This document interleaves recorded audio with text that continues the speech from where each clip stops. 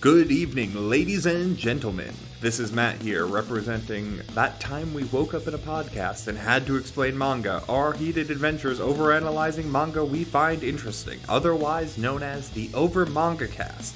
And tonight, we have a good show for you. In this corner, we have Record of Ragnarok, aka Shumetsu no Valkyrie, written by Shinya Umemura and Takumi Fukui, and illustrated by Aji Chika. Gods versus man in a, fight to the death? We read the first two fights, Lubu versus Thor, and Adam versus Zeus. Gentlemen, to your corners. Ready? Fight!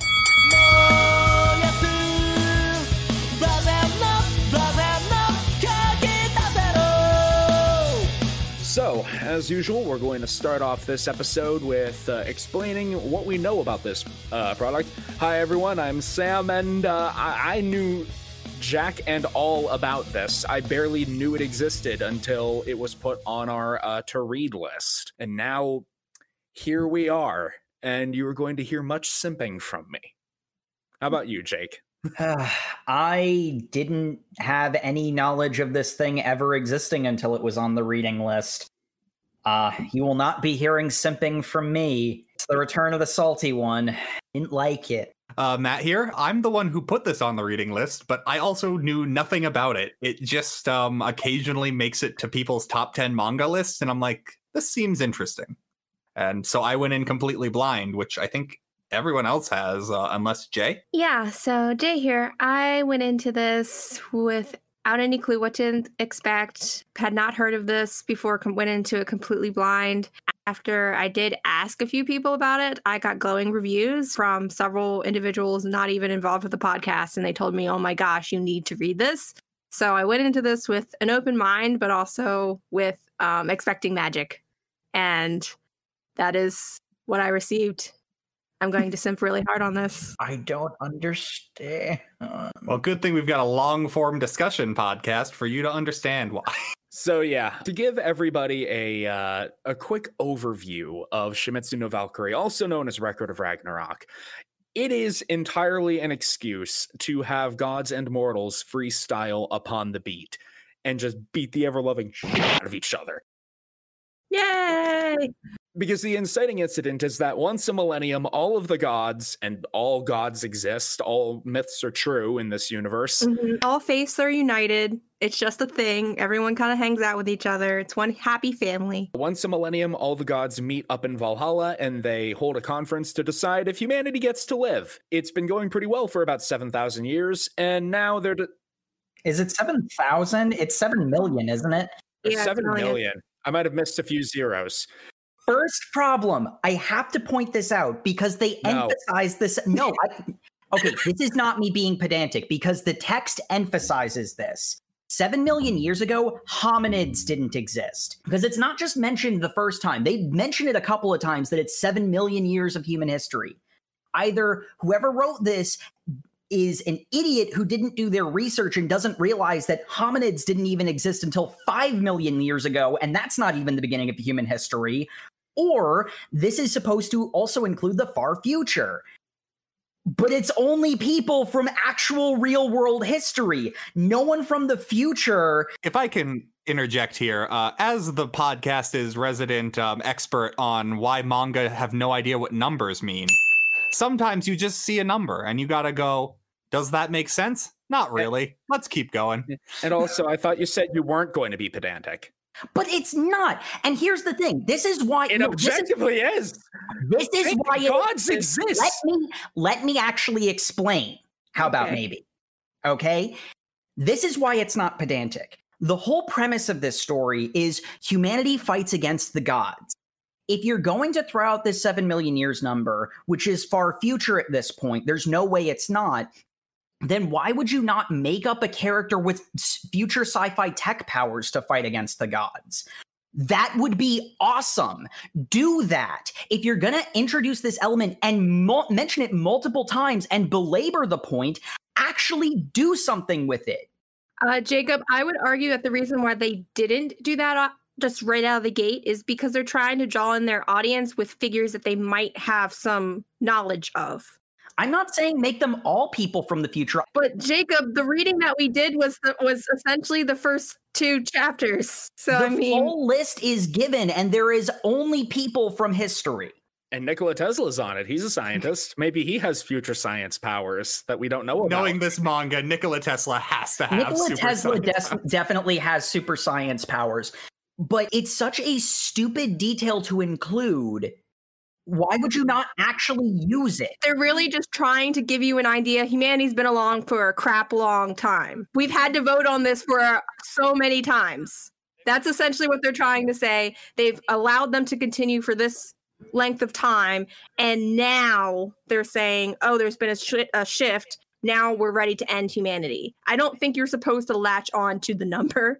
I think they're just saying, humanity has been around for a crap long time. Then why not just use 12-ish thousand years then anyway? Then it doesn't come up in the first place. I think they're trying to emphasize how long and how many times they voted on this. They say they voted on it every millennia. We also don't know if they've done this vote before and have reset, because they do make a comment of like, maybe this time we reset, we evolve a different type of species. Yeah. There might be the implication they've done this to humanity before. And this is just the most recent version of humanity. Again, we only get the like details on how this universe works in between the fights, and the fights are the meat and potatoes of this entire thing. We don't really get many details on how the world works, which, by the way, that's not me raging at this. That's okay under certain circumstances.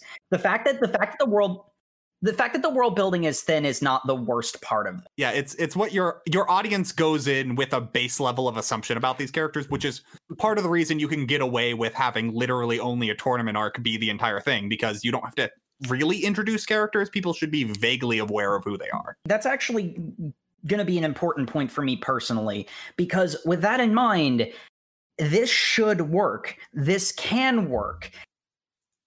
And it doesn't, and that's what frustrates me so much. Not work. I think where the disconnect is, Jacob, is that you're saying that it doesn't work, but myself, Sam, and I think it does work based on that basal knowledge that we recognize these characters. It's not that specifically. I will get to where this series falls apart because we're not there yet. So yeah, the premise, if we can finish the premise, is that the gods have voted to do away with humanity, but Valkyrie, Brunhilde, who is Best Girl, she is oldest of the 13 Valkyrie sisters, she's like, no, and invokes a joke rule the gods made, where if the gods ever decide to annihilate humanity, humanity can get into a one-on-one fight with the gods. 13 participants on each side. First team to 7 wins. Heaven or hell, let's rock. It's time for Ragnarok, baby. Let's do this. And it's great because when she brings this up, the gods' reaction to this is, haha, we're gods. Of course we'd beat humans in a one-on-one fight. No one takes her seriously until Broomhilda's like, oh, well, I guess you're just too... I guess you're chickening out. I didn't realize all the illustrious gods were a bunch of giant babies. We take it back to high school. And it works because they're gods and they're all about their egos. Because they're petty, yeah. Yeah. The gods work as antagonists, and Brunhilde is one of only 2 actual characters in the story, so I like Brunhilde. I love Brunhilde so much. Question, I know I asked Sam this earlier off screen, but I'm not too familiar with the whole Valkyrie dynamic just in general. From my understanding, Valkyries, I know that they were to be a deity or who would lead Norsemen into battle. They would pray to the Valkyries to assure victory. But I mean, it's alluded to in the manga that they have a special bond with humanity.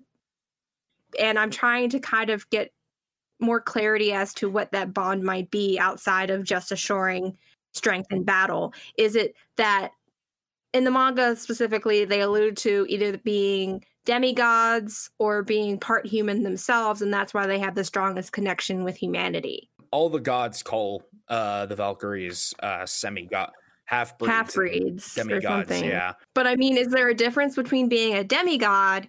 Are you still some deity who's just a step below a god? Or is there human blood, like human lineage in the mix? I guess I don't think they care. No, this series doesn't care about that sort of thing. It honestly doesn't have to, because the narrative function of the Valkyries is to be humanity's avenue to get the chance to survive, both from the sense of they're how Ragnarok is brought up in the first place, and they're also how humanity has the tools to even do battle within the context of Ragnarok. Yeah, and really where they come in from like a thematic point of view is that Valkyries were specifically, they recruited like people who died valiantly in battle to bring them to Valhalla to serve as a great army when Ragnarok happened. The manga is just taking a little twist where Ragnarok isn't a conflict of the gods, it's a conflict against the gods. Mm-hmm. So they are twisting mythology in order to create a tournament arc. Which I applaud, because I love me some tournament arcs. That is the best part of this series. Why I wish it was better than it was. Anyway, we get the first fight, which is announced before anything else, is that the gods are to pick their strongest. Basically, both sides are picking their strongest competitor to be frontliners to fully show their might. So the gods pick the strongest god, who in this mythology is determined to be Thor. With his giant freaking Mjolnir. Twice the size of him, easily, if not more. I love it. He's also totally gorgeous. Just putting that out there. Everyone except Zeus is totally gorgeous in this manga. Zeus is creepy grandpa. There's no other way around it. As he should be, yes, but he's just over the top creepy grandpa. He doesn't have eyes or teeth. He just has holes in his face. This point is subjective, but I personally don't like the art or the character design. I like Brunhilde in general, but I love the art. Oh my gosh, I was sending everyone so many screenshots. I love the art so much. That much is subjective. I can't use evidence, but I don't like it personally. It is very stylized. If you look at our Twitter at OverMangaCast, follow us, then you'll see all the screen caps that we posted in our Discord, and it's just the best one. Matt posted pretty early on is Brunhilde looking at an iPhone. I think it looks kind of like one of those. It kind of looks like a DS, actually. It kind of does. Yeah, it does. Brunhilde's whole thing is that she's a very refined Valkyrie who gets very angry and curses a lot and very vulgar when she snaps, which seems to be a thing all Valkyries have in common, is they have a split personality over something. But no, because there's a specifically, I think number 4, I think her name is Heel. Yeah. She's the one who has a definitive split personality. The rest of them just, I guess, I don't want to stereotype. Have the same joke. Have dynamic personalities.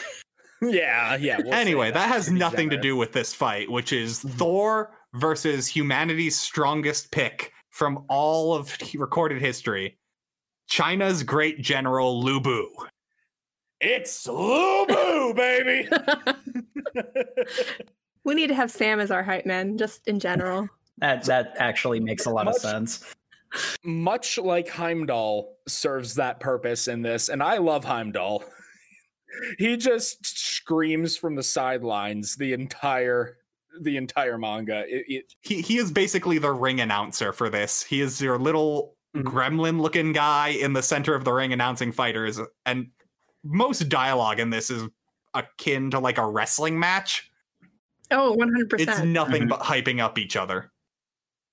Which he does a good job of. I mean, he does express his surprise when, battles do. When humanity actually does something. Yeah, but I feel he's very balanced. He portrays shock and awe for both sides. And it is in the Thor versus Lu Bu fight where we get into the flow of this manga, which is we establish our two fighters. They have their grand entrances, which take up an entire chapter, just them walking into the arena, having their names be yelled out. We then have a chapter which is one of them does a really big attack, and then we get a flashback for why they're so cool. The other one does a really big attack, and we get a flashback for why they're so cool. And then the rest of the fight happens. That's a pretty concise summary of the flow of this. I want to explain why these fights don't work as shonen fights. Why I can't enjoy them as the cool hype popcorn moment. For a start, there are no stakes here. I know that they're historical characters, but I don't know the characters in the context of this story. I'm not attached to Lu Bu. I don't care about Lu Bu, so I don't care if he wins or lose. And that actually goes into, I hate to bring it up again, but the 7 million years thing. What is the state of humanity currently? We only saw the briefest of glimpses from the gods' biased perspective on how humanity was doing. Maybe humanity is that bad and they deserve to die. The gods are very much presented as the antagonists of this, which is fine. But unless we have a reason to care about humanity's fate, why do I care about the fate of any of these fights? But even more than that, the biggest problem, the second fight is a way bigger problem where this is concerned, but it also happens in the Thor versus Lu Bu fight. I'm going to compare the fights in this series to the Deku versus Todoroki fight in My Hero Academia. In that fight, we know what both of them are capable of. And over the course of the fight, they keep pushing the boundaries of what they're able to do. And an excellent example of this is Deku. We know what he can do. He can flick his fingers and it breaks a finger. He already has one broken finger from a previous fight, so we know he has 7 shots with One for All because he's got the 4 fingers on one hand and 3 fingers on the other. He needs the thumb to flick. He has that many shots to take down Todoroki. Todoroki, on the other hand, it's been implied and later stated that if he uses his ice powers too much, it will freeze him, and he's refusing to use his fire powers. And when they do something that breaks those established rules, it's something that is completely understandable as a logical extension of what we see, what the characters are capable of. You know, Deku using an already broken finger to flick again, damaging himself further, ripping his hand apart, like using an actual full punch, because we've already established earlier in Hiroaka that when Deku punches an actual person that could be killed by One for All, he's better at controlling his power. But we don't know what Thor and Lu Bu can do in the context of this series, because they do not follow history or mythology at all. The thing about Thor's gloves being not there to protect Thor from Mjolnir, but to protect Mjolnir from Thor, that's pulled out of nowhere. That's not surprising. That's not shocking. That's not hype. When Deku uses one of his already broken fingers to flick again because he has to block Todoroki's attack, that's a hype moment. That got me cheering, both in sequential art and in the anime.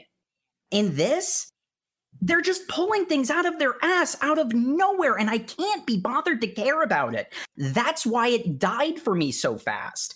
I should be able to enjoy the fun hype of it, but we have no context for any of it. Yeah, but it looks sick as fuck. Yeah. And I personally don't like the art, which means that other thing doesn't help me at all. And the point of the flashbacks is to give you that context.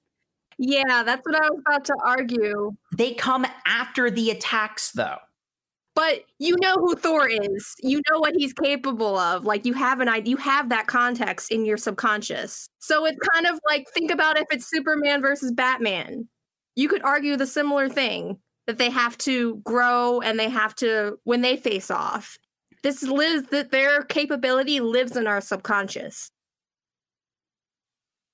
So, I mean, I understand what you're saying, but it's like, these people do not come out of a vacuum, at least culturally. Then why weren't the gloves breaking actually bad for Thor? They just made up a rule. They just made it up out of nowhere. That thing that you're supposed to know culturally about Thor, that the gloves are there to protect him from Mjolnir, they decided that doesn't count. So what in any part of any Thor myth doesn't count? It's not Thor, it's this series version of Thor, which would not be bad if I knew who this series version of Thor was. But I don't. It's not the Thor I know, and I don't know this new one. And that's my problem with it. It's worse in the second fight, but that is my entire problem with this series. It fails at a fundamental level at doing hype shonen fights. That's a valid criticism. I personally disagree. I think that the big attack flashback rest of the fight, I personally felt that did a decent enough job of establishing the two fighters in each battle. Yeah. particularly in the second fight. Yeah. Felt like the flashbacks served their purpose, which is this is more a story being told like you would get from like a wrestling match, kind of, in that all your irrelevant information is shouted at you during the thing. And do I know who Macho Man's Randy Savage is? Maybe I vaguely heard the name, but in the match he's just like, oh no, he's gonna do his like signature move that's like his best move. Cool. Yeah, and there's not going to be a whole backstory provided to you when you're in the moment while you're attending this match. It's right in front of you. Enjoy the match. I can't if I don't care about the characters, and there are no characters. There are characters, and you do care about them because you're supposed to care about them. You're supposed to connect to them as a member of humanity. I don't, because I don't know this world's version of humanity 7 million years in the future. I think you're really hung up on that. Yeah, you are, because you're supposed to, as a member of humanity, you are supposed to feel in danger. The gods have decided that you, it doesn't matter what time, the gods have decided that you, as a member of humanity, deserve to be wiped out. That is the balance of this. The things that the human characters, regardless of the super Valkyrie weapons, the things that the characters do in this manga are not real world human stuff. This is not my humanity. This is manga humanity. And I can't care about this manga humanity if I don't know anything about it. And again, the 7 million years thing, that's a specific thing, but it's emblematic of the problem. This isn't my world. This isn't my humanity. It's the humanity from this manga. And that's fine if you give me a reason to care about the humanity in this manga. That's completely lacking. I think you're definitely looking way too far into this, and you're supposed to identify with humanity as a member of a human race. I don't see them as human beings. They do objectively magical things. I would argue the first fight really just gives you an indication of what the manga. I would argue both of their characters are kind of dull, because when we get down to it, we get in Thor's flashback where all of I forget what Asgard is being besieged by giants, and it defeats all the giants single-handedly because he is the strongest god. That is, from my point of view, that's enough for me to buy in. Like, cool. He's Thor-themed strongest god, done, sold. And this also kind of comes down to the fact that this manga borrows very heavily from other manga. We just described essentially One Punch Man in a pair of characters. We also have Soul Eater. That's what the Valkyrie are. The Valkyrie have the ability to transform into weapons because, as Brunhilde puts it, one of the advantages of the gods is they have these divine weapons that are so powerful and overused to fight alongside with, and then destroy the humans subsequently, and weapons which can go head to head with the gods. It's actually one of the Valkyries, which is a brilliant idea, which one being their stake in it because they're putting their lives on the line for this. Great, I like that. But who even panel time at all are under last two fights, because you know they're not going to get involved until the last two fights. But it's a countdown timer. Yeah, there's 13 humans. But you're supposed to feel sad that the Valkyries are dying. You never even see the first one before she on me. I don't care about a character I've never met. Yeah, but you know who Brunhilde and Gear are, and every Valkyrie that dies in one of these fights is one step closer to Brunhilde and Gear going into one of these fights and potentially dying. Brunhilde is barely a character to me because I've seen that type of character done better elsewhere. Attached to anyone here, except for arguably Adam. But that's further along. I can't really, you just either do or you don't. And I did, and I enjoyed it. I didn't feel for the specific character, the specific Spear Valkyrie, when she died, but I felt for how distressed Gear was. Yeah, I felt for the situation as a whole. This is literally humanity fighting on its last leg, fighting for the right to continue to exist, versus the gods, who quite honestly are just kind of a bunch of assholes. A bunch of assholes who have no problem just saying, you know what, we're just going to wipe it over, clear the slate, it doesn't matter. And the Valkyrie saying, you know what, actually this run of humanity, they have some real special qualities here. I think they deserve a fighting shot. Jacob, you keep mentioning maybe they deserve it, but like, there's nothing in the manga that leads me to believe that, which makes it equally as valid as they didn't do anything to deserve it. We do see the state of the earth from the gods' perspective, and it's a biased perspective from the gods, and you're supposed to not like them, but like, it's not the real world. Well, you can say that about any manga, that it's not the real world. I mean, what makes you immerse in Dragon Ball, for instance? They show the world you're defending. I mean, I could say that's not my real world, so I don't have any attachment to these characters. There aren't dinosaurs running around. There aren't aliens flying out of nowhere. I mean, you could argue that literally for any story. We're getting a bit too meta into the nature of stories at this point. So what we have established is that Jake did not connect with the characters, which is his taste. Valid. I'm not saying that's wrong. I'm saying what has been provided here is enough for me to latch on. Same. Where were we in? We were talking about the Volund and the Valkyries, offering themselves up to serve as humanity's weapon, so that they're able to have the tools necessary to, stand up, have a fighting chance against the gods in combat. Because Lu Bu had just been like avoiding the swings of Mjolnir at that point. Mm-hmm. Then he actually blocked it. And they're like, what? But that should have shattered the spear. But it's actually a divine weapon. Whoa! Great reaction shots from Zeus and Brunhild as they're both keikakoing at each other. But, oh no, the force of the blow was so intense that even though he blocked Mjolnir, it still shattered Lu Bu's shins. Yep. And it looks like he's down for the count, but his beloved horse, the red hare, comes to his aid. And since Lu Bu as a warrior is just as natural, if not more so, on horseback than he is on foot, then sure, fine. Isn't that a throwback to the Mongols? It's a Chinese general thing. Their horses are extensions of them. Their horses are effectively their legs. There's a fun conversation between the gods where they're like, is it really okay to let another participant in this one-on-one fight? And that person gets shut down like they're the biggest idiot ever. Like, no, obviously that horse is a part of his body. Yeah, and I mean, if you ever watch G Gundam, you know that. Funsagi, become my legs as we fight together. Oh, I wish we were reading a G Gundam manga right now. You really don't. The G Gundam manga is terrible. Wait, that exists? It's not great. Don't. It's during this fight that the final participant list is revealed, and somebody happened to actually have that called up because it's got some names on it that are pretty crazy. My personal favorite, like, wait, what? What is this? Why is this here name is Nikola Tesla, as we alluded to earlier. Yeah, one of these names is not like the other. Nikola Tesla is listed amongst all these other people who are arguably warriors, although Nostradamus is also on there, so I'm expecting psychic shenanigans from that. I don't know why Nostradamus is here.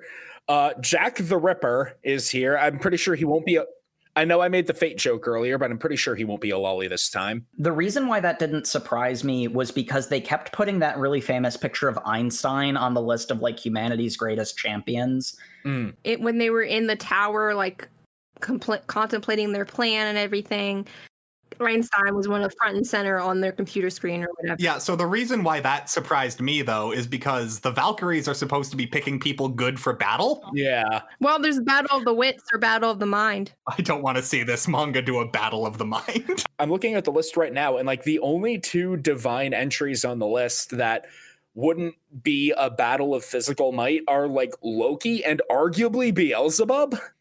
Like the rest of them, Zeus, Buddha, well, like, okay, Buddha maybe. It's like, what? Buddha maybe. But it's like Zeus, Apollo, Poseidon, Susanoo no Mikoto.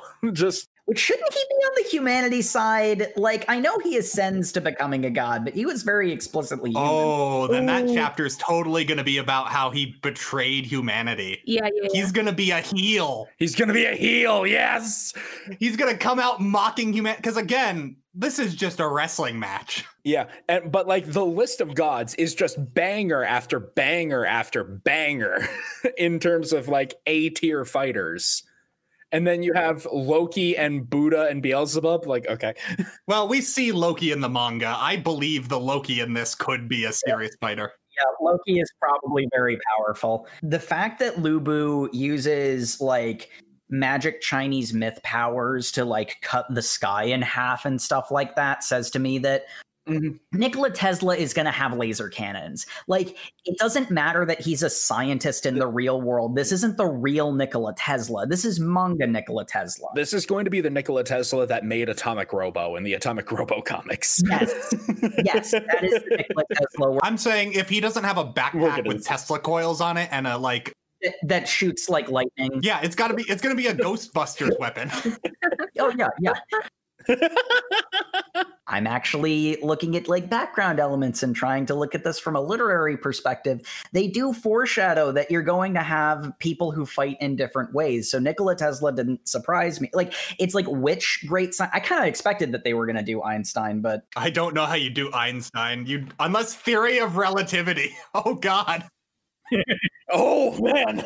He weaponizes relativity and controls time and space. Yeah, we already had that. Yeah, we did. That's in the next fight, though. Yeah, we already had that, and boy, we're gonna get into that one. So let's finish up Lubu then. And as we revealed in his background, we get that Lubu is really impressed with this divine spear he's gotten through Volund, because when he was still a great warrior going undefeated in battle, he'd apparently trained with spears, a secret technique that every spear he tried it with would shatter because no weapon made by man could match his physique, which was a technique he did once and then realized he could never do again, which was Sky Eater. Slicing so fast, it cut a ripple through the sky. Yes.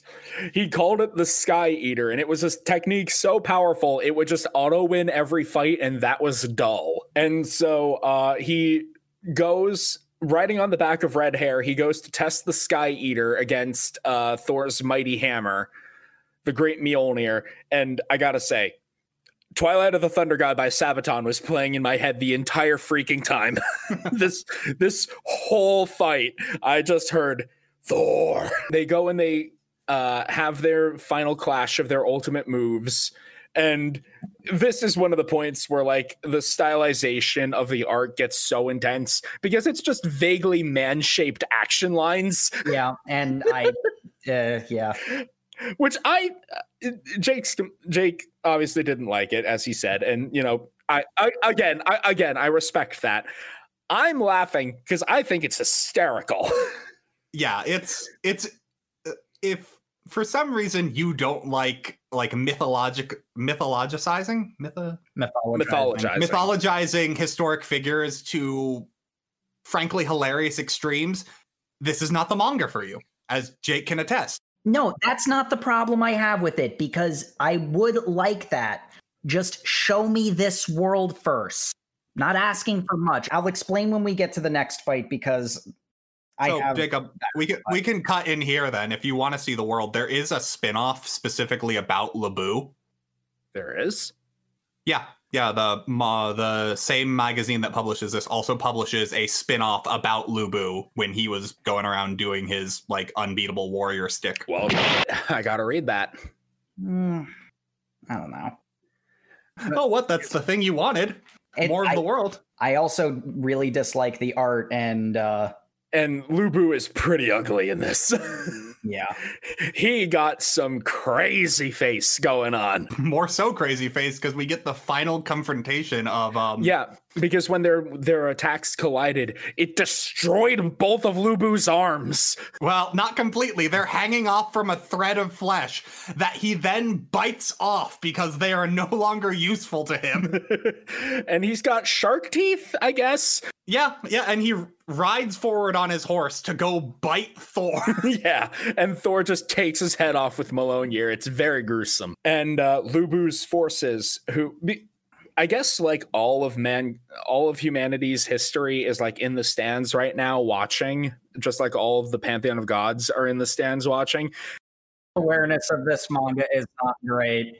The stadium is fractal. That's a very forgivable problem because it's stylized, but yeah. The stadium is fractal. It only irritates me because I had already by that point lost patience with it. If I had been more invested in it, that's the sort of thing where I would have found funny rather than annoying. Each like representative of humanity that goes out has their own cheerleader squad, and Lubu's was just a bunch of characters from the Romance of the Three Kingdoms, and his loyal army wanting to follow their Grand Commander wander into death, leap out onto the battlefield to attack Thor, and he just flattens them all in a single hammer blow.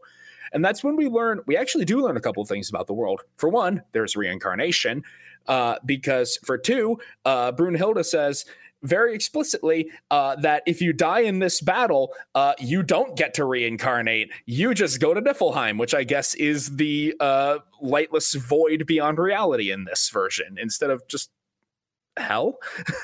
You just kind of cease to exist, is what it's. Yeah, you become dust, and yeah, you get Thanos snapped, because this references literally everything. So that is the end of round one. after It's fairly recent. Yeah. It's like 2 years old, I think. So What yeah, is? the manga. that would be after Infinity War then. Yeah. I mean, it's not like anyone snaps people into dust, though, so. But like aesthetically, them crumbling Yeah, into dust looks a lot like what happens in Infinity War. So that's the end of the first fight. Gods won, humanity zip. What are we going to do now that the two biggest fighters of all time have gone at it? Well, obviously, we've got to go back to the very, very, very beginning Yep. with humanity's best dad. Yes. Human number 00000001, which is just a fun joke. Uh-huh. I see. Adam is like the only part of this manga that I actually engaged with in a positive way. I love Adam. So great. He's just such a good guy. He's so wholesome. We get Adam versus Master Roshi. Oops, did I say it out loud? And that he's an old pervert? Yeah. He's an old pervert that buffs up into a giant guy. We were mentioning how it references everything. See, I think you're really detracting from, him being Zeus. So, I mean, the fact that you're characterizing him as Master Roshi, I see the comparison there. So, but this guy is Jacob, freaking Zeus. I'll counteract that, though. Technically, Zeus's thunderbolts are weapons, and Zeus goes in here real cocky saying, I'm not going to use a weapon. I'm going to beat you up with my bare hands. So that's why he doesn't use his thunderbolts. He's never depicted in any way having any association with thunder or lightning at all. Like, that's what I'm saying. It's not Zeus. It's this manga's version of Zeus, which in itself is not a problem. And honestly, for the villains, it's totally fine. But it is a problem because you're identifying it as a problem. So it is a problem. I'm identifying it as a problem because this never establishes this world's version of these things. So they just keep pulling stuff out of nowhere. I think, and this is just solely my interpretation, this is a manga that's made from a Japanese mangaka. It's actually written by two people, with a third person being the artist.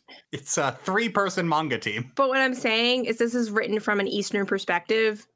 Greece, Norse gods, even the Indian gods, the Hindu gods are not oriented in Eastern. So that's the disconnect perhaps that you're experiencing. But I mean, you're already getting a caricature. Yeah. So, and I've read other manga and anime. Based on my prolonged exposure to Japanese media, I've come accustomed to that. They don't get everything right. Are we still on this? Because if you're not going to listen to the things that I'm saying, because you keep saying them. It's not that it's mythologically wrong. I don't care about that. But if you're not going to do the research, then establish this universe's version of it. I've said that every time. I've heard that, Jacob. I'm just saying I personally feel what they do in the pages is enough for me. Yeah, I think Jay's also saying that. It's just... Exactly. I think it's sufficient. So getting into Adam versus Zeus. Adam has the most baller entrance of all time. For one, he is risen up on a giant pillar in the God gives knowledge to Adam pose as a bunch of animals charge through the arena. A bunch of well-drawn animals. Adam in that moment and the animals is the only thing that isn't just a mess of action lines. Other than Brunhilde, because she's consistently drawn well. True. Adam then clenches a fist as Heimdall is saying, "The one man the gods hate more than all," as he leaps down from the pillar, holding an apple, bites into it, and spits it out. It's so sour. It's the progenitor of humanity, Adam! I can only hope every fight going forward is equally as hammy as Adam's entrance, because that was peak, like, wrestling. I think it has to be peak though, because the whole issue is they're trying to wipe out humanity. Well, this is the guy who started it all. We need the definition of a man in absolute peak form of ham. It is so good. I loved every minute of it. And it's at this point that we find out that Shiva was supposed to be the one that fought, the Hindu deity of creation and destruction. Typically more destruction, but that's getting into Hinduism, and that's a very deep rabbit hole.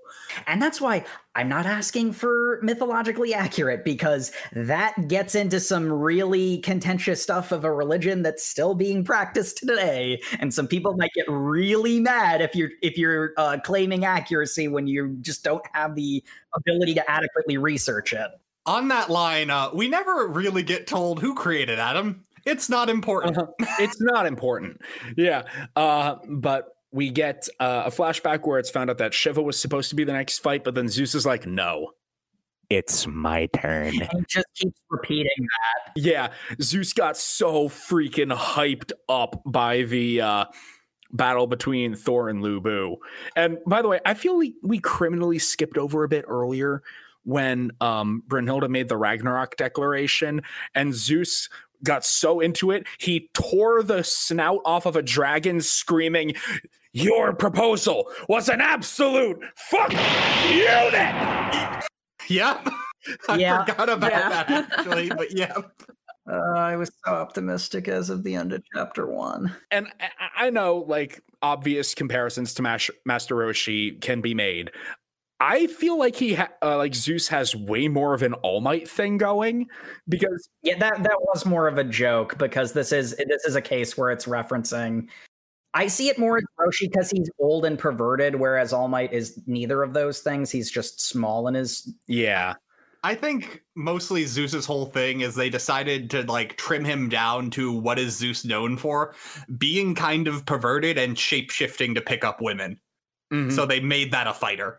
Everything else was extra set dressing that was not there. He's king of the gods and shapeshifter. Yep. And he shapeshifts by becoming huge. And oh Lord, oh boy, he thick. Yeah, he's insanely thick.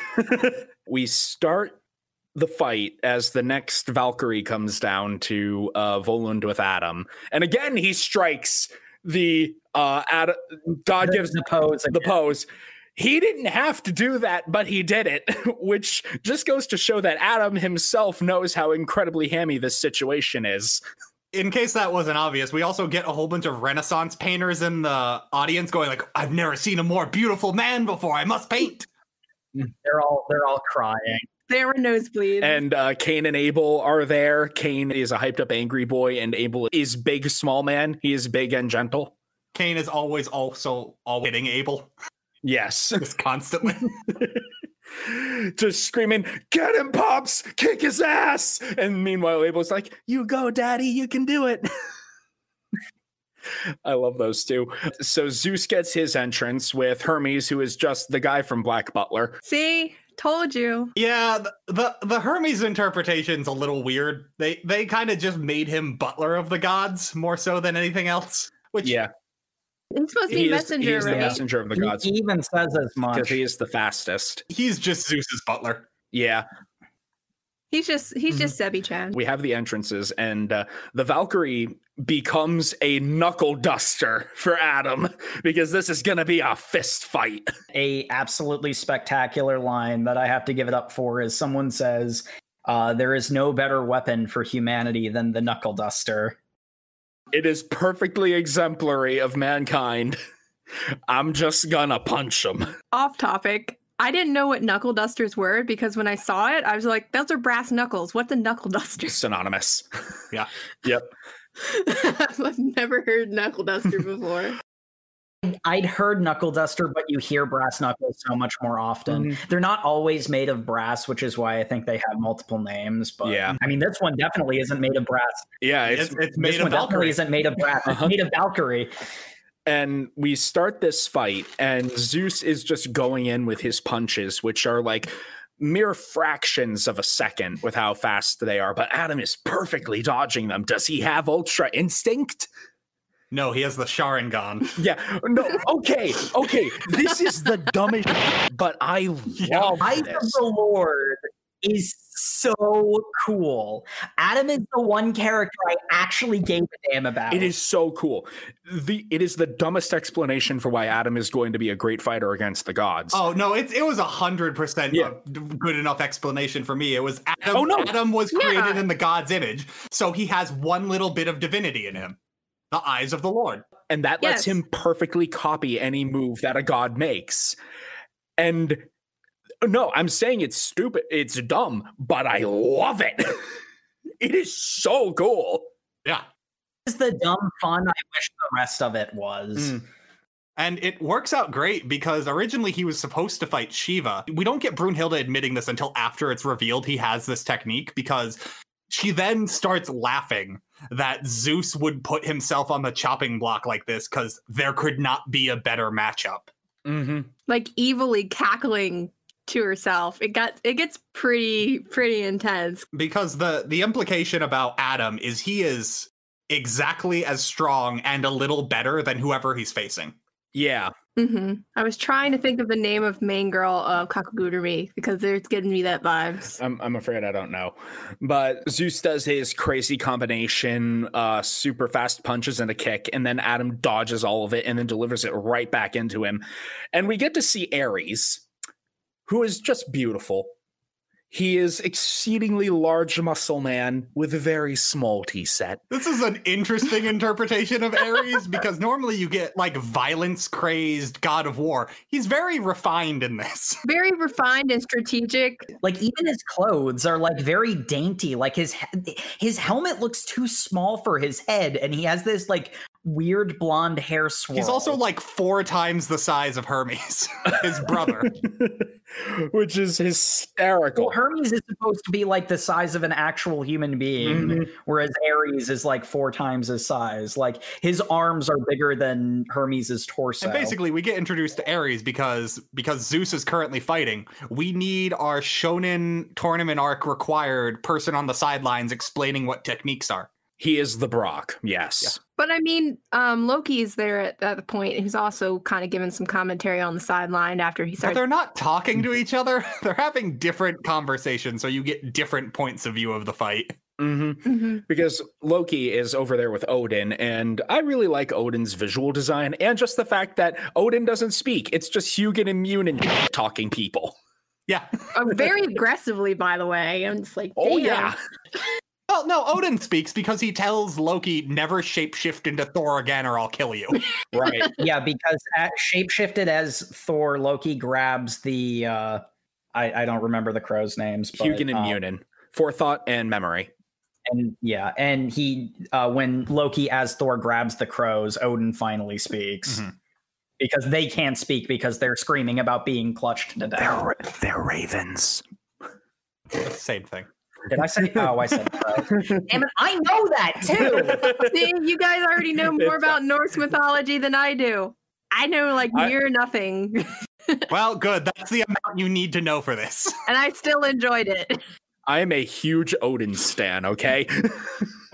Odin is awesome. Yes. I would like to see more prose edda accurate Odin in things, because Odin is going off on a tangent about mythology, but Odin is more of a trickster in the prose edda than Loki. Unrelated. Yes. Odin is also on the list of combatants. So we have that to look forward to. Well, where do you think Loki got it from? Oh, he's going to fight Nostradamus. They're going to have a future telling battle. Oh my God, yes. Oh man, please don't make me actually want I really hate it. Yeah. I meant to say this sooner because I also want to make a point of having perspective. Even if you remove, and maybe we can just edit this comment sooner. Even if you take all of the baggage, fan baggage, history baggage, all of the baggage, if you take all of the baggage away from Dragon Ball Super, this is still only the second worst that we've dealt with. I would rather be irritated / bored of this than infuriated at Super's stupidity. I want to make a point of saying that because Jacob, I understand your point of view right now. This is not destroying something you really enjoyed. No, I mean, that's the point I want to make. Even if you take that away, this is still better than Super. Yeah, because it's at least consistent. The reason I'm getting angry at this is because I see its potential. This could be unbelievably amazing. Meanwhile, Super, you're like, in order for this to be better, you gotta redo most You have to rewrite it from the ground up. I'm just gonna point out, I've never read anything funnier than the Goku Black arc of the Super manga. That turned into a comedy with how bad that was. Yeah. Yes. But anyway, getting back to our current mess of a manga, we continue the fight with Zeus and Adam is just continuing to read Zeus's moves and Perfect counter all of them. Yeah, Adam has not been hit once is the important thing to know, because I think we get the implication from the audience that Adam's not wearing anything. He's also just peak human physique. Yes. Like, so he probably couldn't take a lot of hits. Yep. He just has the fig leaf. Which is only there for modesty, by the way. We get a lot of shots of his incredibly sculpted ass, but we do have the fig leaf. I'm just saying, like, I know we already mentioned it, but all the artists in the background just like bleeding out from like, it's too beautiful. It's too perfect. We get our flashback with Zeus, right? Yes, we do, because they say that before this current order was established, there was another great tournament between the original Ragnarok. No, it's their version of the Titanomachy. The Titan. Titanomachy. That's how I pronounce it, but whatever. That's wrong. Actually, I don't know if it's wrong. It could be right for all I know. It's ancient Greek, so you have no way of knowing. Yes. Yeah. But the Titanomachy was just this, but the gods versus the Titans. And we get the flashback of Titans lost, yeah. And they imply that this is like the first thing that happened in all of like existence's history. Though they're also not super clear about it. Yeah. This is a sort of thing where it doesn't really matter the exact details. Like you get the gist of what you need from this. Did this happen on the moon? It looked like the background was on the moon to me. It happens in space. It happens on a barren rock in space. I believe it. I think Earth was in the background, so I'm pretty sure it was the moon. Sure. I don't know for sure. It was a cool background, which I'm sure was all they cared about. Yes. But this flashback is the end of Zeus versus Kronos, god of time, or Titan of time. Kronos was his father, right? Kronos was obviously the god, the father of all everything, right? That's technically chaos, but yes. More or less. For the purposes of this, yes. Kronos, the embodiment of time. Zeus had not been touched in all of the Titanomachy until they got to this fight, and he took one shot right to the chin, but he still managed to beat his father and crush his head. And that's why he has no teeth. Yeah. And crushed Kronos' head. And we learn that Zeus mastered the technique that Kronos used to hit him. The fist that surpassed time. Because, yes. It's just Zawaldo. He gained his father's power to stop time to punch people. Yes. This is structurally what I want, because the really cool thing, and the one time I one of two times I actually felt something in this story, was you get this, and it's like at the end of a chapter where you get the like Zawaldo negative art thing, and Zeus's fist is coming down on Adam, and like his fist is bigger than all of Adam, and however it's being released, what a cliffhanger. And the beginning of the next chapter, the very first panel is Adam dodged the fist that surpassed time and hit Zeus with it instead, because eyes of the Lord can copy anything. Zeus's head is twisted 180 degrees around in the most disgusting manner ever drawn by man. Yeah. And Adam is just standing there on the other side of him like, thanks for the cool move, Pops. Because he had been calling Zeus Pops to insult him. Yeah. But everyone calls him Pops or Grandpa or something. It's just like... Well, he's using specifically like a I know. informal way. The gods call him Grandpa because he is their grandpa, whereas Adam is saying it as an insult. That in itself is... I mean, I understand. In the Japanese, it's probably more clear he's being disrespectful. Yeah, absolutely. But I'm just like, yeah, Zeus is like, yeah, I am old. Yeah.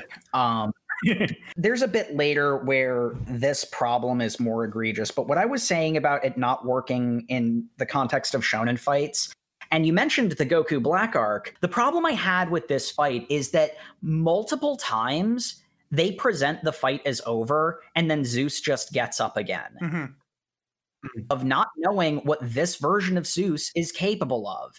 And the problem that we all had with the Goku Black arc is illusion, it's about to end, and then they heal to full health and keep going. Adam doesn't get hit until the very end. It's basically the exact same problem. I really, really liked everything up to Adam's copying the fist that surpasses time. Tedious after that point, because if Zeus is going to arbitrarily stay down this time or not. I think they could have gotten away with the first time they did it, because what we get from that payoff of is that we think the fight's over because his neck's been turned around. Now, he's a shapeshifter, so maybe that's not as bad as it looks, which is the payoff you get. But what we get in addition to that moment of disbelief is we get a lot of exposition by people saying like, ah, yes, he won. And it's played out to the point that, oh, wait, is it over? Because they're celebrating prematurely, and we get that vibe. They keep belaboring it. Yeah, and the first time they do it, yeah, that's sort of the point I'm making, where it's like this time, you're stretching it, but I'm willing to go with it. But they do it at least one more, like they do it so many times. They do. I will agree with you here, Jake. They do kind of wear it thin a little bit by the end. But you know how we know that the fight wasn't over? Adam didn't have his flashback yet. That's a good point. And we get to Adam's flashback. Yep. And here is a moment I have been waiting for, because I want to explain how this series could solve the gigantic problem of making me care about it. All you would have to do is have specifically all of the human characters, and you have just only the moment of Adam showing up at Eve's trial, and we'll get more into detail of that, but just have the moment of Adam showing up at Eve's trial. She's being accused of eating the fruit of knowledge by the serpent, and Satan. He has the apple, and the bite mark has snake fang tracks in it, so it's pretty obvious what's going on. But then you have Adam showing up, and instead of pointing out how stupid this is, he does something that's very human and kind of really petty. He picks a bunch of fruits of the tree of knowledge, takes bites out of them, spits them out because they're sour, and drops them on the floor. 2 baskets. Yeah. And that makes me love Adam. Show that part where you don't have the full context of the situation of just Adam and Eve getting kicked out of paradise. Put that at the very beginning of the story and do that for each of the characters. Boom, I'm invested. Then when you get to these fights, the sort of super move flashback, you show the rest of the context of what happened and what brought Adam to that moment. Because, maybe Adam did go far, or maybe he didn't. Now we see the whole story, and now I'm rooting for this character. I'm invested in this character. I can see that. Yeah, I agree with that one. That would be a good way to really flesh it out more. I think I'm content with what we got, because what we do get from Adam, the only thing we get told about him is for some reason he really hates the gods and has an incredibly strong willpower. Which we're like, oh, why does he have that? And then we get his flashback, which is, oh, they just think they're better than humanity. They had like a trial, but it was trumped up, and the evidence didn't actually matter. Yeah. The reason why I said it the way I did is because I was sort of structuring the way I was explaining it the way I think it should actually work in the context of the story. You start off with this trial that is probably trumped up because aren't those snake fang tracks and the bite in that apple? Like, it's ambiguous. And then you get to this point, and the whole flashback is shown at once, where you see the reason why Adam and Eve were kicked out of paradise was the serpent pretty much tried to just straight up rape Eve, as you do. And this manga gives us big titty anime Eve and Satan tentacling her in the Garden of Eden, and it is exactly as uncomfortable as it sounds. Deeply uncomfortable and unpleasant. And Man, we could have not done an explicit episode up until this point. It's fine. We'll cut that out. Okay.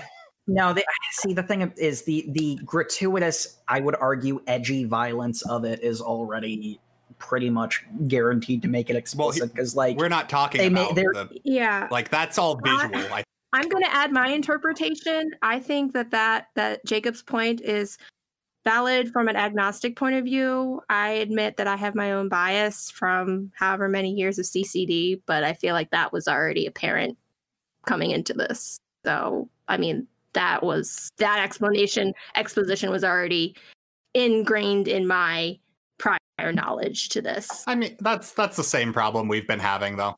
If any of these characters act like their mythological versions in any meaningful way, that would be fine. They don't. So show this version so we can all understand this version of the story. Well, I think that's the thing is Adam's flashback, I think, perfectly does that. But it's also very much in line with the biblical storytelling. Adam's flashback perfectly does that. Put at least part of it earlier so we can be endeared to the character from the start. So, Jacob, I'm going to tell you why they didn't do that. I can almost guarantee they haven't written half of the other fights yet. That is a flaw of the story. Yeah, I mean, fair, but I think the idea of structuring your story into a tournament arc is already a gimmick. Mm-hmm. And you need to make some concessions to make that gimmick work. In other words, they came into this structuring a tournament arc. You are asking them to expand this into storytelling on top of a tournament arc, which I'm not disagreeing with at all. Shouldn't stories be good? I would argue that it was good. I enjoyed it.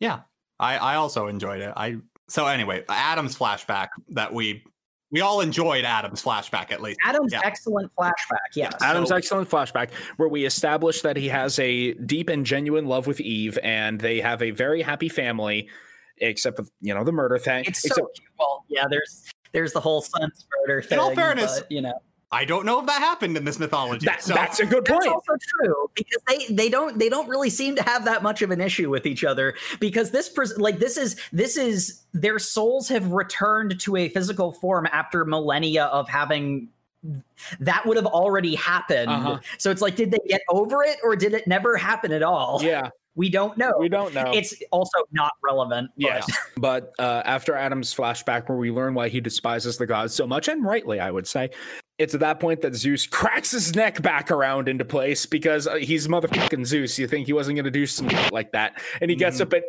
and he's like, "All right, time to go from Hero Academia to Junji Ito and assume my final form." Well, before that, we get my literally favorite Adam moment is Zeus. He goes up on this thing like, "What are you even doing? How can you have this much resolve?" And Adam just goes like, "Dude, is there any man that needs a reason to protect his own children?" Protect his own children. Yes. Directly attack, it's a direct affront to his entire reason for being. To his project. Yeah, exactly. I'm like, are you serious? Are you really asking me this question? It's like, no, every human being is my child. Yeah. I'm not letting you do this to her. This is a personal attack, man. I'm going to come at you with everything I got.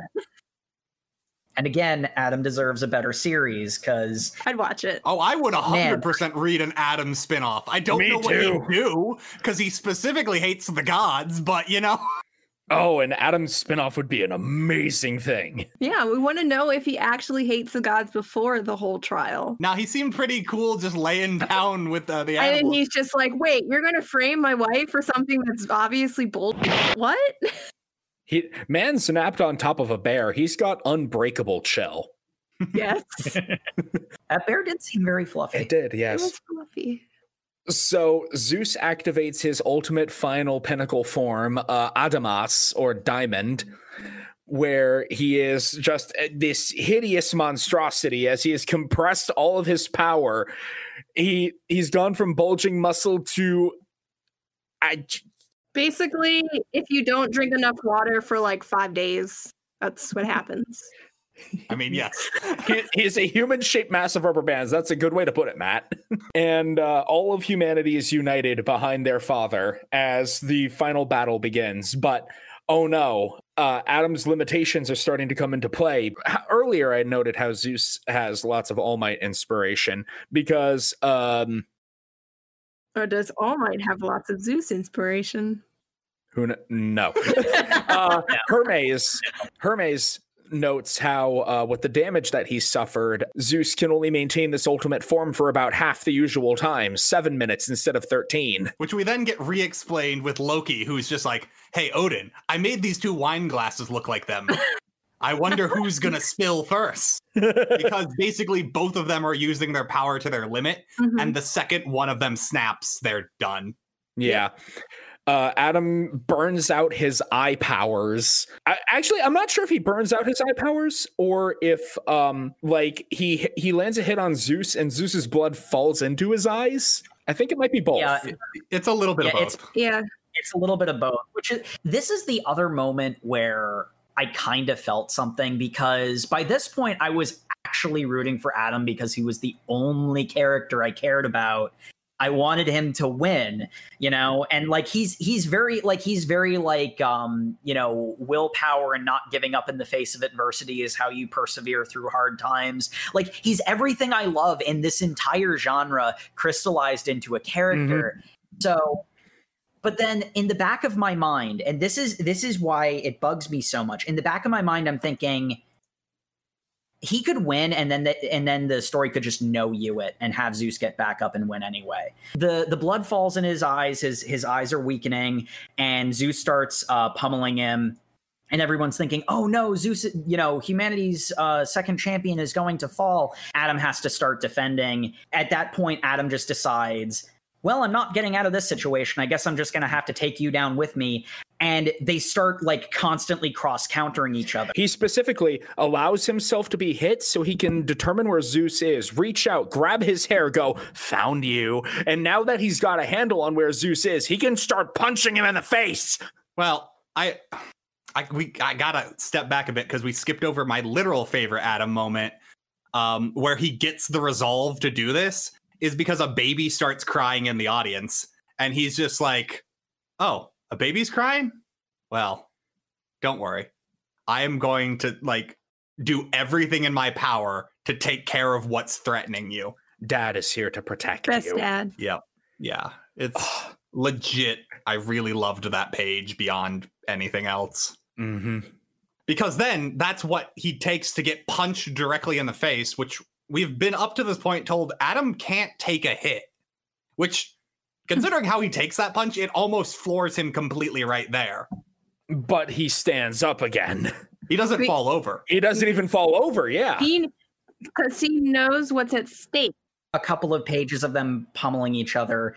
And again, a part of me was hyped for this, but a part of me knows that there are no rules to what Zeus can do. So I don't know what's going to happen, and I suppose that's a good thing from a tension standpoint, but I also am fully aware that the victory could be earned and then stolen. After all of this pummeling and punching, Zeus is the one to fall, but then Zeus reveals that he threw his second punch. Adam had been dead the entire time. Adam was dead on his feet.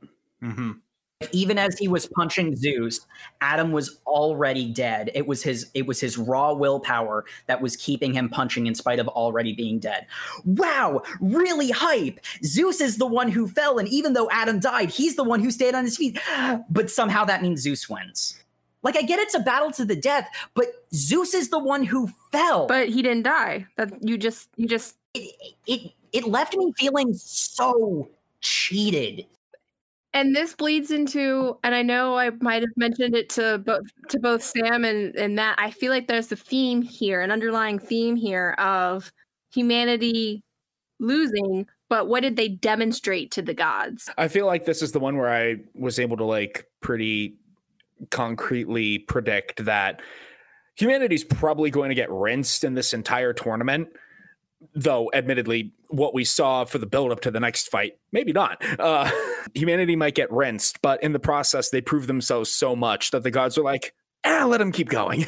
Yeah, it might cause the gods to second guess because they're just like, you know what?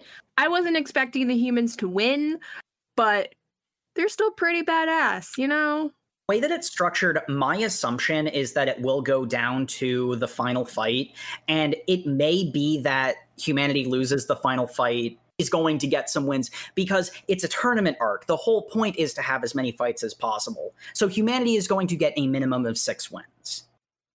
Gods are going to get a minimum of 6 just because of the structure of how shonen tournaments work. You got to raise the stakes because they're not going to strike out immediately after 7 rounds and then just be, well, we're done.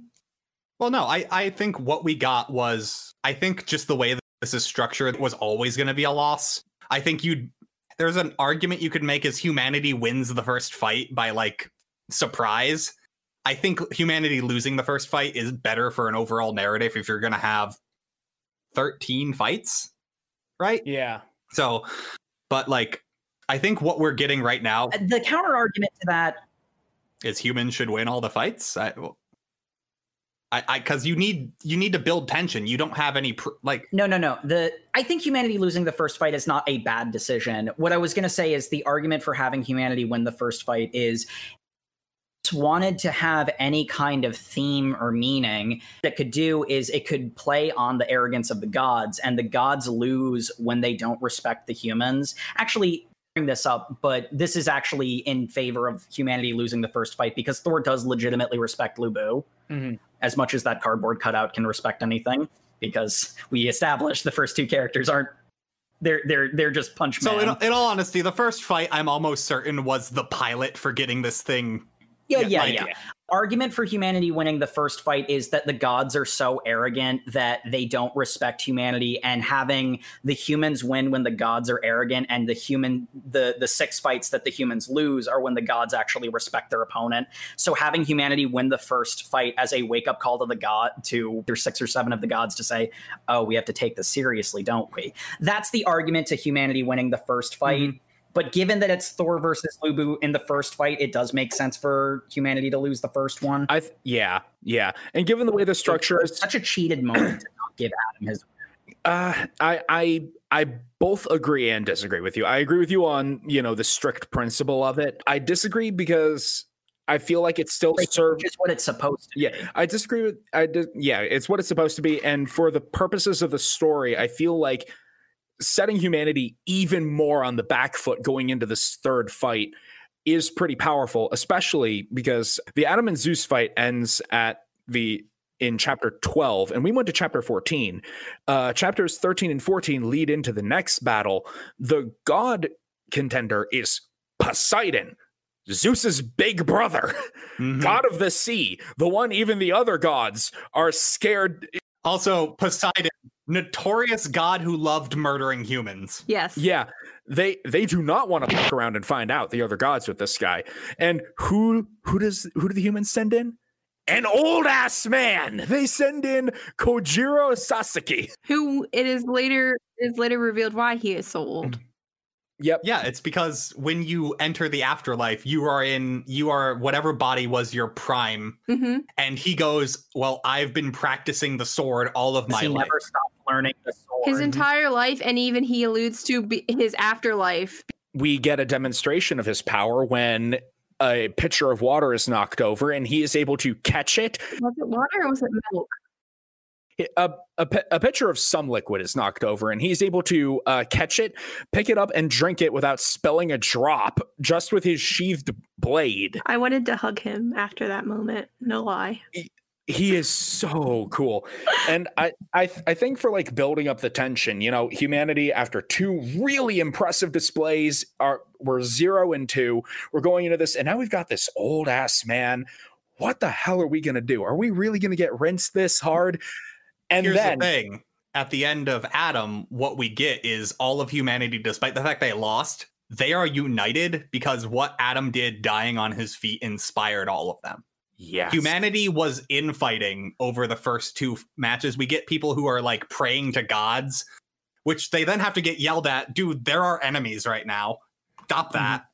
And they are now all united with. Which actually parlays into another cool moment where I think it was like a Buddhist praying or something, and someone says, you know, the god, I think it was even one of the gods that mentioned, you know, the gods you're praying to are your enemies right now. But then later during the fight with Zeus and Adam, I think it was during the cross counter bit, all of humanity in every way that they can starts praying, but they're praying to the spirit of humanity itself. They're not praying to any god. And like you have like people bowing their heads. You have people like with their hands together, like Christians praying. You have people like bowing their heads with rosary beads. You have like, there's like a mobster raising a bottle of liquor, you know, like they're all praying in whatever way they can to Adam in specific, but like to the collective spirit of humanity. Like, again, like as much as I've said, like, issues with the series, supposed to feel cheated by Adam losing. It's not like an error to have Adam lose or anything, but you still get that even if Adam gets the win, because he still died. You can't not love Adam by the end of that. So you're still like, you still feel the loss and the heartbreak anyway. Personally would have given Adam the win there, but this was very powerful too. Mhm. We are now at the end of our reading, but I gotta say, Sasaki has an entrance, maybe not in sheer bombacity that's on par with Adam, but in terms of raw big energy, absolutely is. Because since Poseidon is the god fighting this time, they've decided to flood the arena and create a tiny island surrounded by salt water. Because that's fair. Sure. Yep. That's fair, yeah. Yep. And Poseidon does this whole part the sea, climb up the stairs thing. He looks really cool. He's got his trident. He's Bishius. Yeah, it's all this stuff. They just need the sparkles. Sasaki rides in on a boat. We get our view of the stands this time. And of course, this time it's all the famous like weapon masters of Japan. And Miyamoto Musashi's kid is like, why is that loser out there? He lost to my father. My father should be the one fighting him. Right, Dad? And like all the other sword and weapon masters are like, yeah, no, I think it should be Musashi out there. And we cut to Musashi, who's just standing there doing the arms folded, eyes closed, focusing his ki thing. Yeah. And Sasaki steps out onto the stage, draws his sword, assumes his ready stance, and every wave in the pool instantly calms to a mirror shine of stillness. And most of the people in the audience don't notice or don't understand what just happened, including Musashi's son.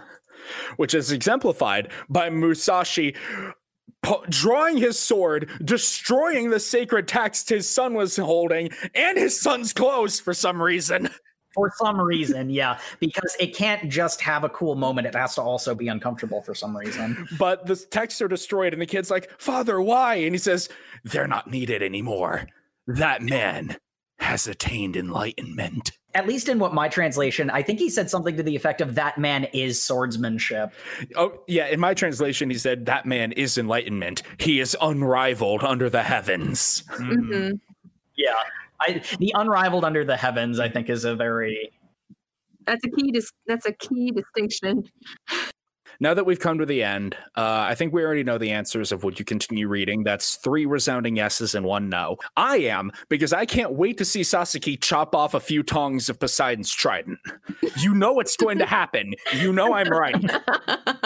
I will say this much, because the would you continue reading section, I also like to frame it in the perspective of should our listeners read it if they haven't.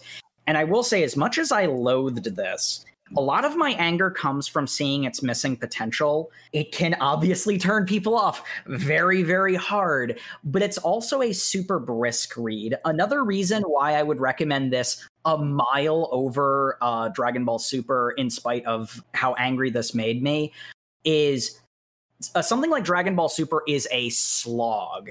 I love to kill 6 billion demons, but if you don't, that is very dense and hard to get through. This, you should definitely at least check it out if you have the opportunity to, because it is very light. A brisk read is a good way to describe this, because so much of it is just giant action panels with barely any dialogue. You're going to know quickly if you like it or not, because the thing is, I liked the first chapter, and most of the way through the second chapter, I'm like, oh, if this wasn't for a podcast, I'd be done now. And you'll know very quickly if you do or don't like it. And even if you force yourself to read like we did, I am personally a very slow reader. It's one of the reasons I prefer manga much over something like a novel. I read this in a day. This is not that hard to get through, except for the art is kind of hard to get through it sometimes. But this is not that hard to get through. So I would recommend checking it out at the very least if you have the opportunity to. You'll know very quickly if you like it or not. So, favorite character, as I have said multiple times, Brunhilde is my favorite character. I love her. She is incredibly entertaining every time she's on panel. The way she screams and rails against the gods speaks to my very soul. And I love anyone who can just walk up to a being that powerful and say, it smell like in here. All y'all are around. It smell like in here. Favorite character for me is hands down Adam. The thing about Brunhilde for me, because she is definitely my second favorite character really easily, the problem is, other than the flying off the handle bits, or I should phrase it this way, I've seen Brunhilde's character done better in better stories. If you take off the flying off the handle bit, Brunhilde is a worse version of Integra from Hellsing last week. That's not necessarily to say that she's a useless character or anything. She's not my favorite because I've seen better versions of her. Adam's so charming. I wish the series could make you care about the other characters the way you care about Adam. I almost wish the series was just him. Honestly, I can record with that because I actually liked him. In all fairness, I think it's probably also a comparison of the two fighters we got, because Lu Bu is not viewed very positively in Japanese media.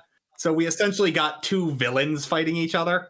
So that's probably also a bit why that part of humanity kind of got brushed over. Fair enough. But I'm also going to posit that if you don't put your best foot forward and you turn your readers off, it doesn't matter if it gets better later if everyone leaves the series too fast. I accept that. That is a very fair criticism. For Record of Ragnarok, Jay, what's your favorite character? Yeah, that's kind of how I felt about Kill 6 Billion Demons. It turned me off very early on.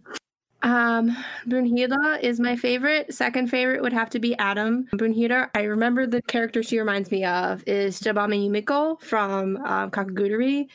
I just loved the behind the scenes calculations, the chess match going behind the scenes of how we're going to match up and demonstrate humanity's capabilities with the gods.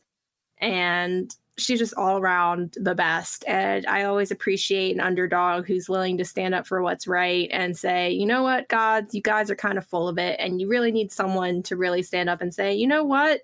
This pompous behavior of yours is not acceptable. And you might be gods, you might be all powerful, but you don't get the right to just decide things so whimsically as you do. Adam, for the pre-adjust reasons, was just so down to earth, so wholesome. He fought for a very noble cause. It was very apparent his reason for holding the grudge against the gods and for standing up for his family, his progeny. He was directly, attacked. I mean, how are you going to stand up and say, you know what? We're going to wipe out all of your family, all of your killed children. Why are you coming at us so bold and so headstrong?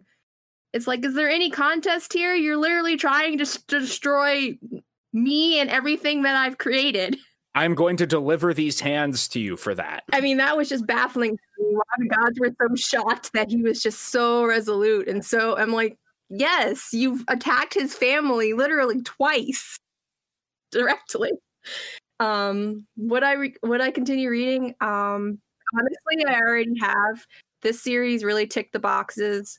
Isolated in its own universe, I felt that it had satisfactory exposition. I was able to identify with a lot of the characters. Just for historical reasons, but I also kind of enjoyed the whimsicalness the whimsical spin they kind of put on a lot of the gods. The characters, I really enjoyed the art. I love artistic art. I love that interpretation. If we ever get to address any of my series, you'll kind of see that as a trend. Most of my series that I am very passionate about all have that similar type of art. I love it. So yeah, this just was a home run for me. All right. Matt, who was your favorite character? Oh, come on, Adam. Yeah. No contest. All right. Like, I am a sucker for like strong paternal family man. It's why Vegeta was my favorite part of Super. Like, yeah, don't mess with my kids. Good taste. Well, one of the things that, all right. Sorry, I keep starting to try to say this. One of the reasons why the gods couldn't understand why Adam was fighting so hard was because from their perspective, they thought he was just testing his strength like the other 3 people who had stepped into the ring when Adam actually had a real reason to fight. Also, the gods are terrible parents. But I mean, they should have made the connection. They're the ones who announced that, hey, he is the, the first man. Everyone else is his progeny. Hello, there's no reason they would make the connection. They're very self-centered. So I mean, like, it was just kind of like a no-brainer, and that's why I really keyed into that. I'm just like, you guys are dumb. It does a lot to dehumanize the gods, which I think is important for a villain, to make them simultaneously relatable and very hateable. It's a fine line to walk, and this manga doesn't do walking fine lines. This manga does stomping on things. I love it. It is fun for all that. I think we've reached the end of the rope on this one. Thank you, everyone, for listening to the Over Manga Cast in this particularly wacky episode. Make sure to subscribe, leave a review for us. It's exceedingly helpful.